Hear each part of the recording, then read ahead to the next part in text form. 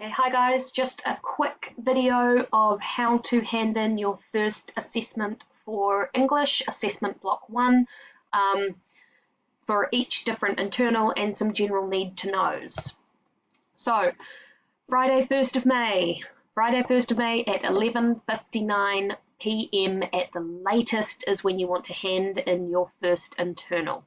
Your work needs to be on Teams. It must be on Teams. You can see the YouTube link I posted on Teams with this video to help you upload documents or files if you're not sure how. So that information is there.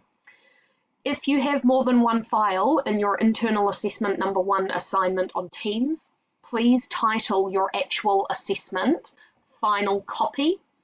Because I know some of you have added different files. Title your official one final copy so I know which one is your actual assessment. Once you've done that and you're ready to hand in, make sure you click the hand in button on Teams. That's explained in the YouTube video I talked about before. Make sure you click hand in. It's really important because we're not going to be uploading all of your documents, just the assessment documents, to make it clear. Before you hand in, please go through the success checklist for your particular standard. You can see those on Teams in the individual assessment files. Make sure you can tick everything off. Okay, those are your golden ticket for making sure you're doing everything you need to for your particular standard. Check them. They are on Teams. Okay, so if you are handing in your writing portfolio, you only need to hand in one piece. Remember, this is a checkpoint hand-in. You're going to get detailed feedback on that piece and an indication of a grade. It's not marked, it's an indication of a grade. When the piece comes back to you with all the other internals, you will be able to make changes and edit however you want. Okay, so it's not a final piece. And then your full portfolio, so that's 2 pieces, is officially due at the end of assessment block 2, which is at the end of this term. Okay, so you've got a lot of time to work on the portfolio. Please, please, please include a statement of intent at the top of your assessment document. That's not included in your word count. You can see the statement of intent is explained there. It's for your marker to know what the purpose of your piece is, who your audience is. It's very important for level 3 that you have a clear purpose and a clear audience. If you lay that out for the person reading your piece, it's going to go much better for you. Include a statement of intent, please, for both creative and formal. If you are doing making connections, you need to hand in your full report. Okay? You do not need to supply any of your planning details, just the report itself is fine. If your report is more than 3 pages long, you're probably writing too much. Make sure that you go through your report and check that you're not repeating yourself. That can be quite common for making connections. Everything you say should be adding to what you said before, not repeating. Now, the big question for making connections is, have you discussed how your texts, all 4, fit into your umbrella connection, and why is this connection worth exploring? Those are the key elements to the standard. So how do the texts together and separately fit into your umbrella connection? And why does it matter that we explore that connection? That's the author's and director's purpose, how it's relevant to our world, what we're supposed to take away. Why would it matter that we look at all 4 texts with this particular focus? Okay, so that's your main focus for connections. Make sure you're doing that. For close viewing, if you're doing the written close viewing, you need to hand in your full report. You don't need to supply any of your planning, just the report. If your report is more than 3 pages, you're probably writing too much, guys. So check that you're not repeating yourself. Everything that you've said should add on to the previous thing you've said, okay? Avoid filler phrases that this affects the audience, or the director wants to make the audience feel an emotion. Yeah, avoid that. Be specific. Okay? So your big question for close viewing, have you closely analysed how a range of techniques affect the audience and why the director wants to affect us in this way? Why does the director want us to feel those ways at those times? The key to close viewing is showing that you understand how directors craft their films to manipulate us to think, feel, understand, reconsider. How do they do that? Excellence level is explaining why they do that. So why do they manipulate us in this way? That's the key. If you are planning on presenting close viewing, your written notes also need to be handed in, okay? That could be your cue cards that you've done, okay? You need to hand in your written notes, and you need to supply a video of yourself presenting, okay?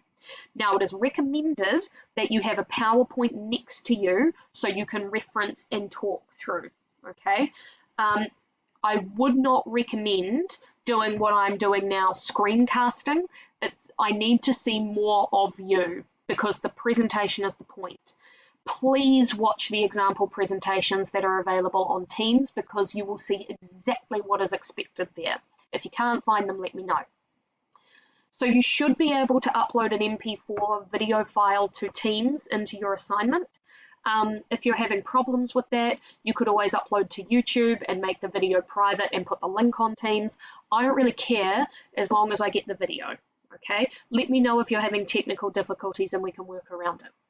You should be speaking for about 10 minutes. That's not a pass or fail, okay? 10 minutes is a good length of time. More than 15, you're going to talk yourself out of an excellence because we're all bored, okay? So 10 minutes is a good guide. That does not include the scenes if you want to play them. You don't have to. You can if you want to. In your presentation, you need to sustain eye contact, okay? You need to look at the camera. For the majority, like 90% of the time, you should be looking at the camera. You can use cue cards, but you shouldn't be reading off them. You should have confident posture. You should present in an engaging way. All of those presentation techniques you've learned during speeches at school, this is where they come into, okay? You should be natural. You should be engaging. You should be confident. I need to see your face for the entire presentation, so don't disappear off screen or put your PowerPoint over the screen. I need to see your face. Do not read off your screen. Obviously, I'm doing that now. That's because I'm not being assessed for a close viewing presentation. Like you can see me now, it's really obvious when I'm reading off a screen. Don't do that. It's not an engaging way to present. You won't achieve, okay? You need to know your presentation, use your cue cards. Please stand up to present. I'm sitting down because I'm not being assessed for close viewing, guys. Stand up. Do not do it sitting down. If you do it sitting down, you will slouch, you will, you don't have good posture. It's important. Stand up, do it that way, okay? I don't need to see your whole body, like waist up is good, okay, for the video. That's a good guide. Again, any questions, let me know. So some notes for everybody. Please remember that this is a really crazy time to be doing NCEA assessments in. Don't beat yourself up if you feel like what you've done isn't your best work. I wouldn't expect it to be. This is weird. I'm not in class to help you. It's a weird way to work.